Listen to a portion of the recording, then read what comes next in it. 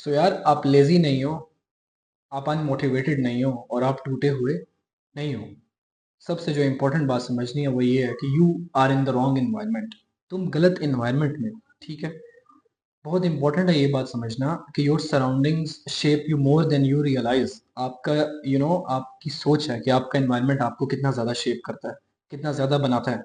आपके सोचने का अंदाज, आपके थॉट्स, आपकी जो भी आदत हैं वो आपके इन्वायरमेंट पे भी बहुत ज़्यादा डिपेंड करती हैं। कभी कभार ऐसे होता है लाइफ में कि आप किसी कमरे में जाते हो या किसी इन्वायरमेंट में या दोस्तों के सर्कल में जाते हो और आपका स्पार्क और वो सारी जो एनर्जी होती है ना, आपका फोकस, वो सारा एकदम डिसअपियर हो जाता है, ठीक है। ये कोइंसिडेंस नहीं है, ये आपका एनवायरनमेंट आपको बता रहा है, चीख चीख के बता रहा है कि you are in the wrong environment, ठीक है। जनरली साइकोलॉजी ये कहती है कि हम उन 5 लोगों जैसे बन जाते हैं जिनके साथ हम सबसे ज़्यादा अपना टाइम गुजारते हैं, ठीक है। लेकिन ये सिर्फ दोस्तों से या लोगों से मुतल्लिक नहीं है, बल्कि जो भी आपका एनवायरनमेंट है, आपके घर का एनवायरनमेंट, आपके कमरे का एनवायरनमेंट क्या है, ये डिपेंड करता है, ठीक है। आहिस्ता आहिस्ता ये सारी चीज़ें ऐड अप होती हैं और एक दिन आप उठते हो, you are lost, you are broken. So अपने आप से आपको ये सवाल करना चाहिए, वो आखिरी दफ़ा कब थी जब आप अपना ख्वाब ऊंची आवाज़ में लोगों में बैठ के बयान कर सकते थे, कि आपको जज भी ना किया जाए और आपका मजाक भी ना उड़ाया जाए। ठीक है, याद करें ज़रा आप। हम में से कई लोग उसी इन्वायरमेंट में हील होने की कोशिश करते हैं जिसने हमें तोड़ा। उसी मिट्टी में ग्रो करने की कोशिश कर रहे हैं जो कि हमारी जड़ों को और हमारी रूट्स को भी सपोर्ट नहीं करती, ठीक है।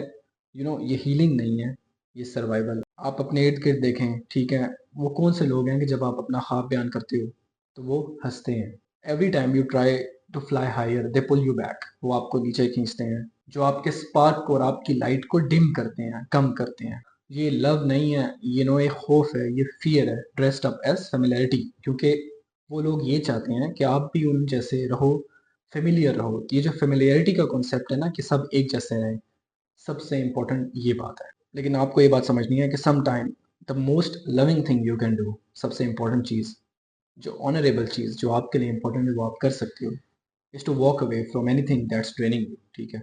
कोई भी चीज़ आपको ड्रेन कर रही है आपकी एनर्जी को, वहाँ से चले जाओ। लेट मी से दिस वेरी स्ट्रेट कि कोई भी ऐसा इन्वायरमेंट, कोई ऐसा दोस्त या रिलेशनशिप, कोई भी ऐसी चीज़ जो आपकी क्लैरिटी को, मेंटल या मोरल क्लैरिटी को, आपके सेल्फ को, सेंस ऑफ सेल्फ इंसान में होती है, खुद ही की सेंस, उसको अगर ख़राब कर रही है तो वो बहुत ज़्यादा एक्सपेंसिव है। You have to protect your peace. आपको अपने पीस को प्रोटेक्ट करना है, जो मर्जी हो जाए। हो सकता है कि वो आपको कोल्ड कहेंगे, डिस्टेंट कहेंगे, सेल्फिश कहें, ठीक है। अगर आपकी नई बाउंड्रीज के लिए कोई तालियां भी नहीं मार रहा, you have to protect your peace, क्योंकि बंदा अकेला रहे और सुकून में रहे तो वो ज़्यादा बेहतर है, बजाय कि surrounded by chaos, her time chaos में रहना और शोर में रहना। और तुम्हें एक बात समझनी है कि तुम्हें अपने आप को श्रिंक नहीं करना उन लोगों में या उन प्लेसेस में सेटल होने के लिए जिनको तुम आउट ग्रो कर चुके हो। इसमें कोई एरोगेंस नहीं है, ये अपनी मेंटल हेल्थ और मेंटल क्लैरिटी के लिए इंपॉर्टेंट है। सो मैसेज सिर्फ ये है कि आपको ये समझना है कि ये आपकी सराउंडिंग्स हैं, ठीक है। And you have to change your surroundings step by step, ठीक है। स्मॉल चेंजेस होती हैं और क्वाइट करेज, खामोशी से आपको अपनी करेज दिखानी है और एक नया एनवायरनमेंट बिल्ड करना है। या तो आपका एनवायरनमेंट आपको बनाएगा या आपका एनवायरनमेंट आपको बर्बाद कर देगा। You have to choose your environment, choose growth, choose light और सबसे इम्पोर्टेंट, चूज यू।